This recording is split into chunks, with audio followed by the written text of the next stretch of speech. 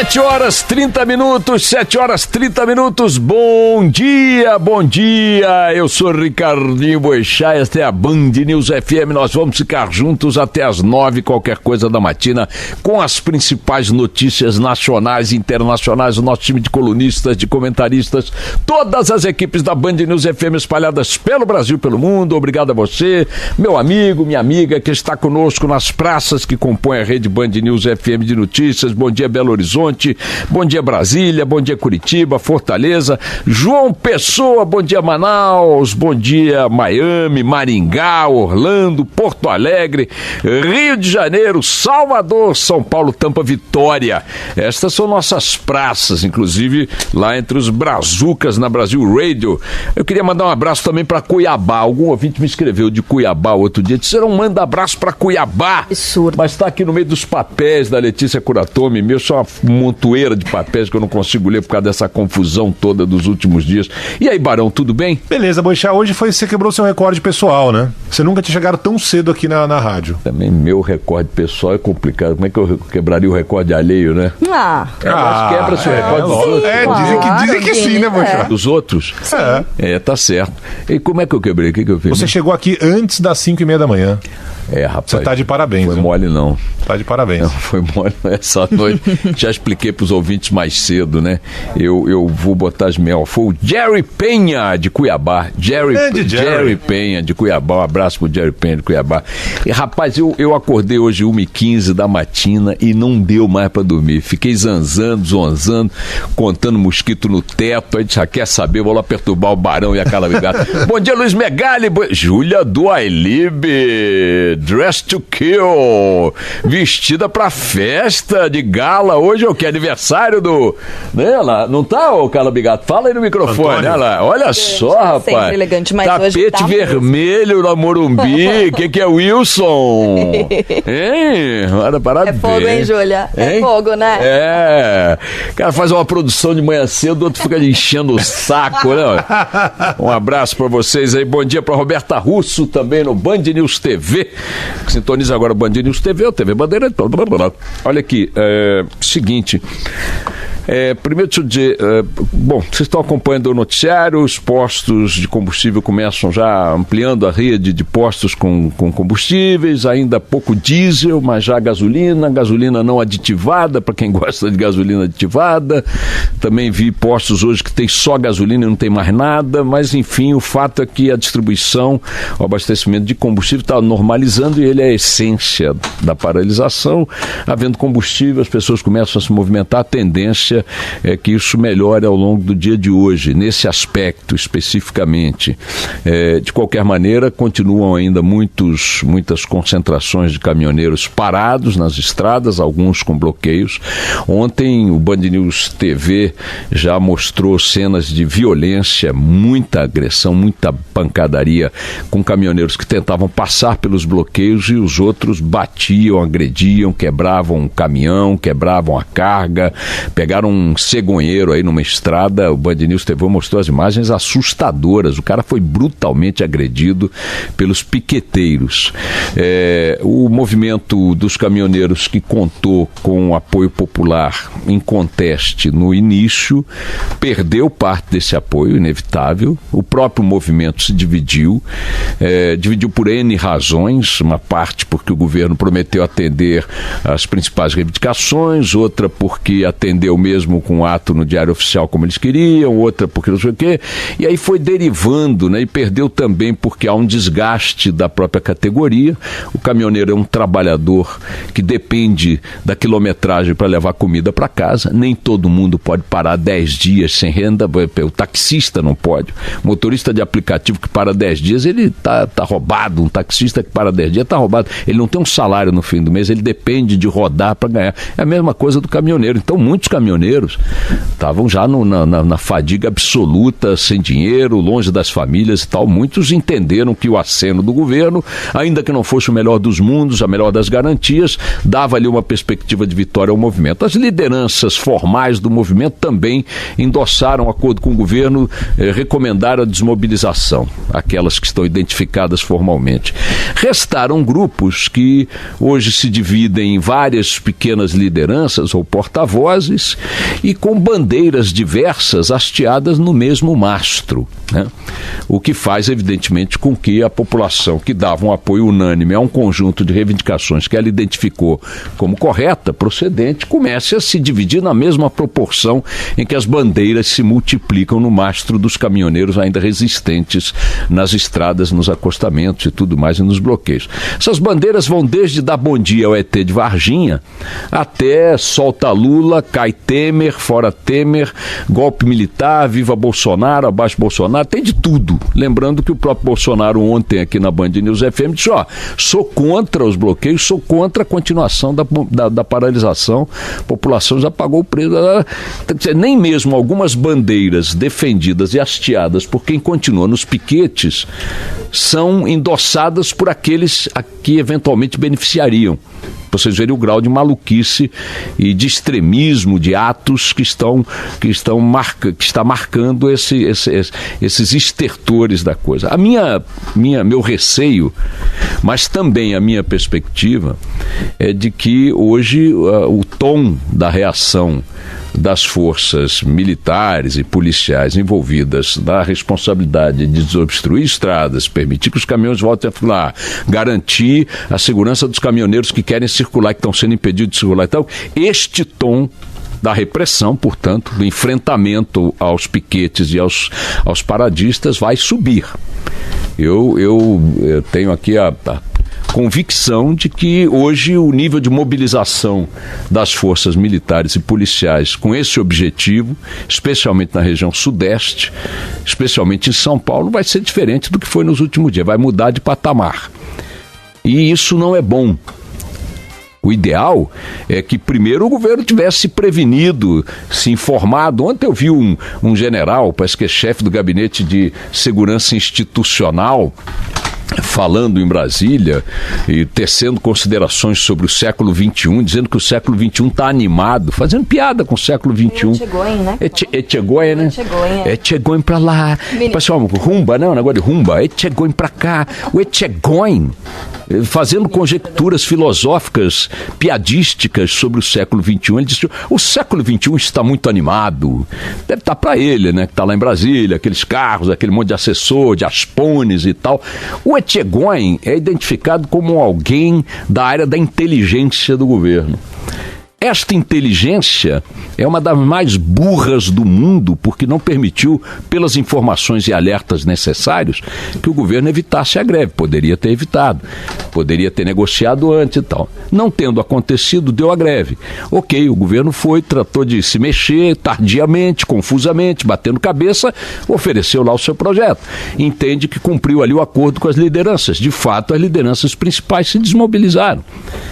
O que resiste agora é, como eu disse, esse samba do crioulo doido, cheio de propostas as mais estapafúrdias, pelos grupos mais variados possíveis, caminhando para um ambiente de confronto, de repressão mais intensa. Nesse contexto, muita gente vem dizendo, pelas redes sociais, plantando histórias de que essa reação dos militares e tal ainda não aconteceu num tom maior, porque os militares estão na surdina apoiando o movimento. Isso é uma bobagem, minha gente. Isso é uma baita de uma bobagem.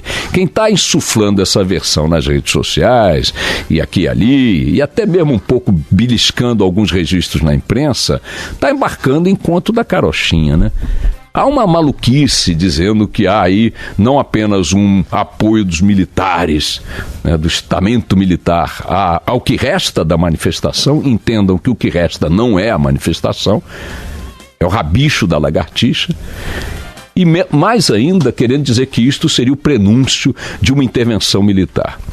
Então, vamos lá pegar 3 coisinhas rápidas sobre a intervenção militar. A primeira pergunta é a seguinte: os brasileiros querem uma intervenção militar? A turma que acha que as redes sociais são a casa da verdade, mais embarcam em roubadas do que em fatos, né? Sobre esse aspecto do apoio popular a uma intervenção militar, a última pesquisa confiável sobre isso foi feita pelo Datafolha em outubro do ano passado. E deu o seguinte: 56% dos brasileiros afirmam que a democracia é melhor do que qualquer outro regime. Portanto, 56% dos brasileiros explicitamente não apoiam nada que não seja uma democracia.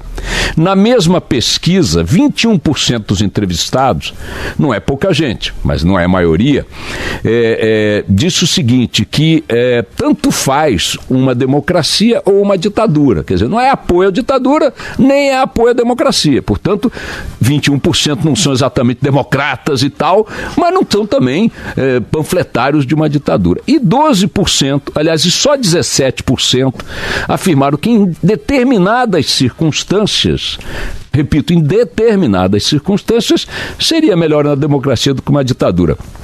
Ora, essas circunstâncias, em tese, e de fato, não estão colocadas. Não estão colocadas. No seu conjunto, não estão. Quer dizer, nós temos aí uma série de fatores que nos preocupam, nos atemorizam, segurança, desemprego, corrupção, mas não é um ambiente que o país esteja absolutamente em convulsão para justificar alguma coisa do gênero.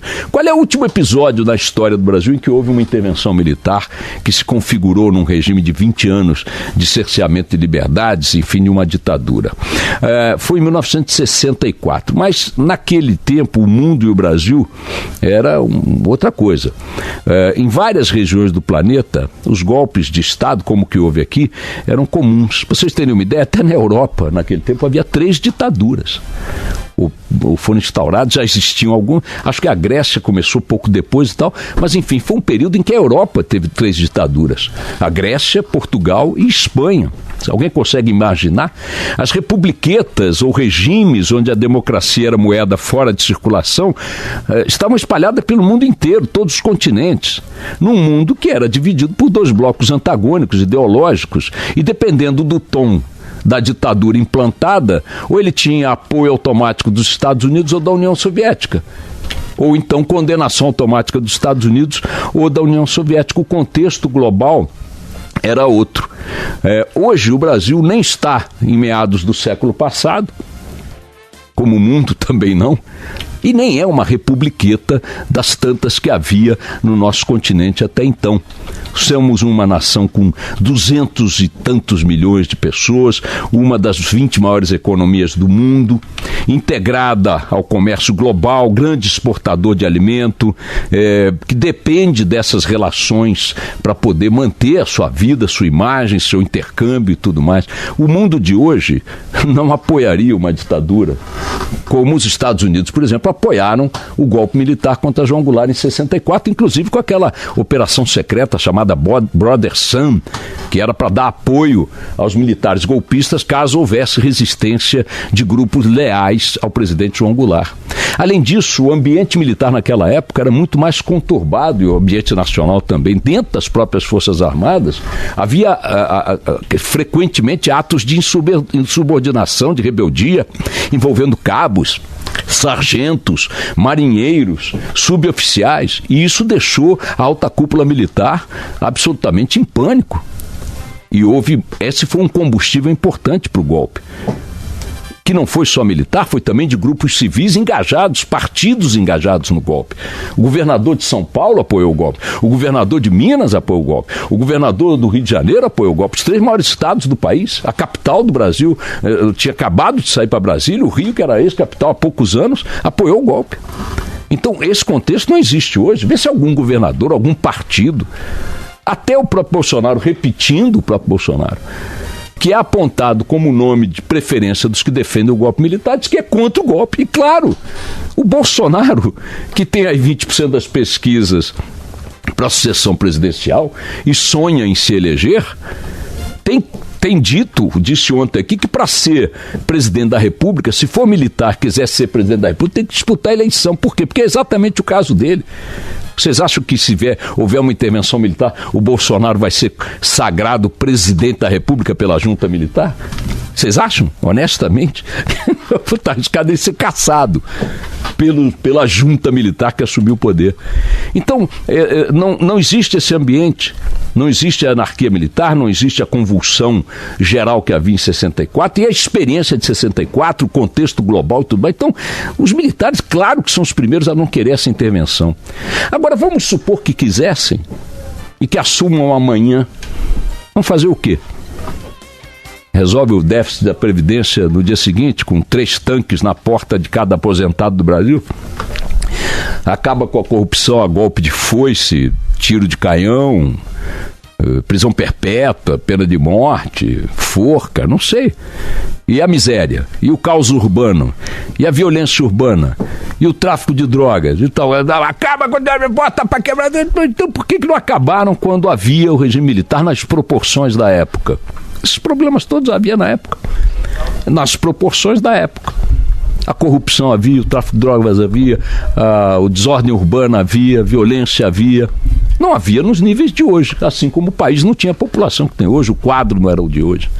Então, não creio, a população, por pesquisas feitas, não endossa esse negócio do golpe militar. Isso é uma conversa fiada de malandro que fica nas redes sociais produzindo oba-oba. Chegaram a fazer um vídeo mostrando caras com roupas militares, caras que vestiram, compraram na esquina, botaram roupa de militar, fingindo que estavam apoiando a manifestação dos caminhoneiros. É pura sacanagem.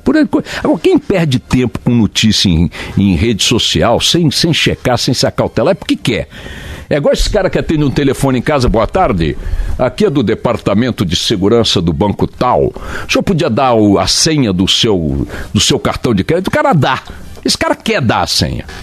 Ele é um dador de senha compulsivo. O cara que quer acreditar que militar está apoiando, que as Forças Armadas estão apoiando a greve dos caminhoneiros, que acredite, vai fazer o quê? O cara que quiser acreditar que a maioria da população apoia um golpe militar, que acredite, faça o que quiser. O cara que achar que o ambiente de hoje é o mesmo de 64, no conjunto de aspectos envolvidos, que acredite, vai fazer o quê? Ou que o mundo é o mesmo, faça o que quiser. Paciência, o que você vai fazer com esse tipo de cabeça de jirico? Nada, brincar, fazer piada, etc. E, finalmente, repito, vocês acham que os militares, há 4 meses de uma eleição, o objetivo é depor um governo impopular e ilegítimo, mas ele vai ser varrido da história daqui a 4 meses com uma eleição democrática. Está marcada aí em outubro, com mais de 15 candidatos declarados, de mais de 20 partidos na disputa, em um ambiente de plena liberdade. Não é melhor que a ação militar, para você que apoia a intervenção, não é melhor que a ação militar garanta, dê o respaldo, como tem que ser, a este calendário democrático eleitoral, e que a gente escolha quem vai governar o país? Não é melhor? Eu acho que os militares sabem que é muito melhor. Além do que, aqui com meus botões, acho que bobos eles não são. Esse abacaxi, eles não querem mesmo, tá certo? Toca o barco.